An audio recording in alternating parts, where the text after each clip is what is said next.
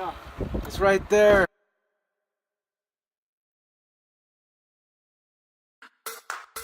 Hey guys, today we're going to do something really interesting, and I'm going to explain to you a little bit about this. By the way, this is a Toyota Prius 2006, and what's happening with this car right now is that we're getting a short.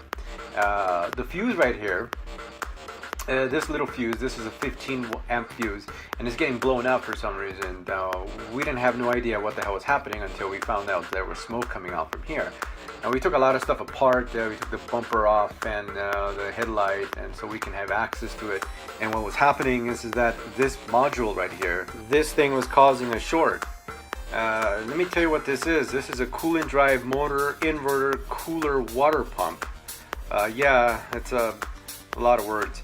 Anyways, the bottom of this thing, it has a hole, if you can see that. There you go.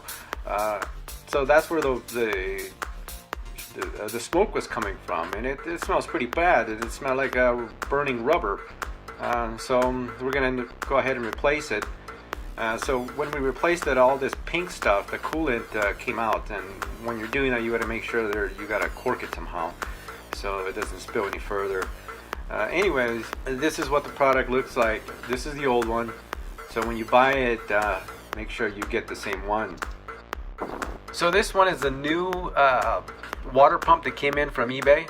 I ordered it from there, and I was looking for great deals everywhere, by the way, guys, okay? And I found this one, $34, and is an exact match from the original. As you can see, the box says Toyota Lexus on it, and I mean, this is a great deal that I got, and you can get this, anywhere, and it's pretty cool. If you go to the dealer, it's about almost $300. So save yourself the money, look around in eBay or other places, get the exact one. There's some of them that look almost identical, but they're not. Make sure it's this height, because there's some of them that are a lot taller and they're bigger and they're just not gonna fit. So make sure you get the exact one. So from here, you wanna go ahead and remove the old base if you haven't already done that metal plate, okay? And that metal plate, you gotta remove a couple of screws. There's one hidden down there somewhere.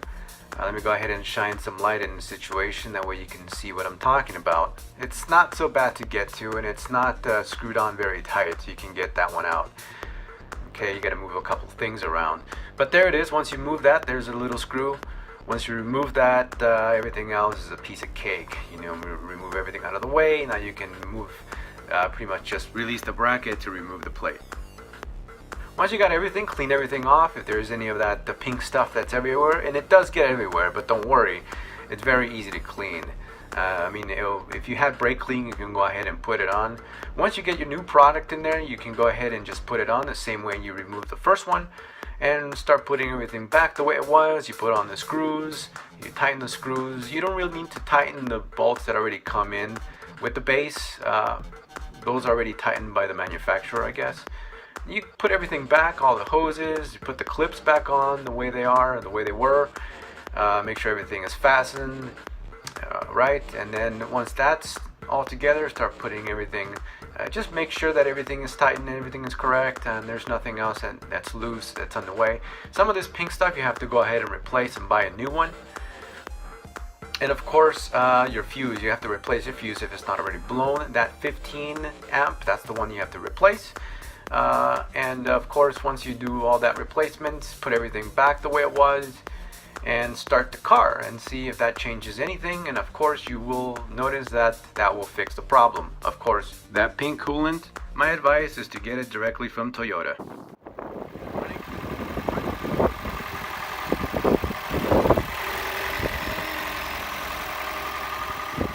All right, looks like it's running, folks.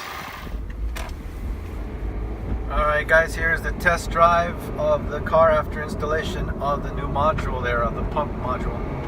And it looks like it's driving just fine. Don't forget to reset your error codes. And if you liked the video, give it a thumbs up. Subscribe for more episodes of the DIY Customs. Thanks for watching.